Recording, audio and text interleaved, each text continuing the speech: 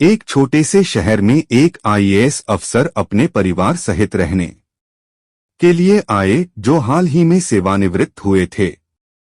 ये अफसर हैरान परेशान से रोज शाम को अपने घर के नजदीक के एक पार्क में टहलते हुए अन्य लोगों को तिरस्कार भरी नजरों से देखते थे और किसी से भी बात नहीं करते थे।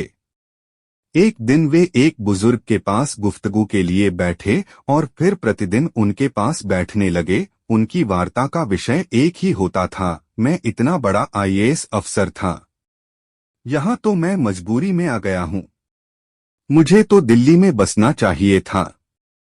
और बुजुर्ग शांतिपूर्वक उनकी बातें सुना करते थे। सेवानिवृत्त अफसर की घमंड भरी बातों से परेशान होकर एक दिन बुजुर्ग ने उनसे पूछा कि आपने कभी फ्यूज बल्ब देखे हैं? बल्ब के फ्यूज हो जाने के बाद क्या कोई देखता है कि बल्ब किस कंपनी का बना हुआ था, कितने वाट का था, उससे कितनी रोशनी होती थी? बुजुर्ग ने आगे फिर कहा कि बल्ब के फ्यूज होने के बाद इनमें से कोई भी बात बिल्कुल भी मायने नहीं रखती है। लोग बल्ब को कबाड़ में डाल देते हैं। मैं सही कह रहा हूं कि नहीं? फिर जब उन रिटायर्ड आईएएस अधिकारी महोदय ने सहमति में सिर हिलाया तो बुजुर्ग फिर बोले, रिटायरमेंट के बाद हम सबकी स्थिति भी फ्यूज बल्ब जैसी हो जाती है। हम कहाँ काम करते थे, कितने बड़े पद पर थे, हमारा क्या रुतबा था, यह सब कोई मायने नहीं रखता। बुजुर्ग ने बताया कि मैं सोसाइटी में पिछले कई वर्षों से रहता हूं, पर आज तक किसी को यह नहीं बताया कि मैं 2 बार सांसद रह चुका हूं।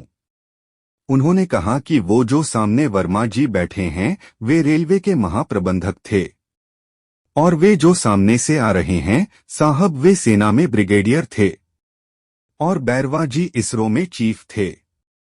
लेकिन हम में से किसी भी व्यक्ति ने ये बात किसी को नहीं बताई, क्योंकि मैं जानता हूं कि सारे फ्यूज बल्ब फ्यूज होने के बाद एक जैसे ही हो जाते हैं, चाहे वह 0 वाट का हो या 50 वाट का या फिर 100 वाट का हो।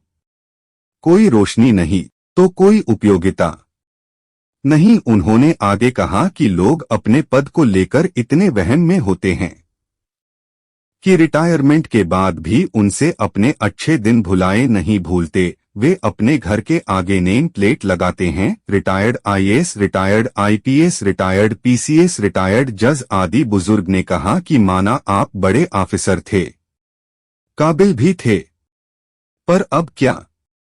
अब यह बात मायने नहीं रखती है, बल्कि मायने यह रखता है कि पद पर रहते समय आप इंसान कैसे थे, आपने समाज के लोगों को कितनी तवज्जो दी, समाज को क्या दिया, कितने काम आए, या फिर सिर्फ घमंड में ही ऐंठे रहे।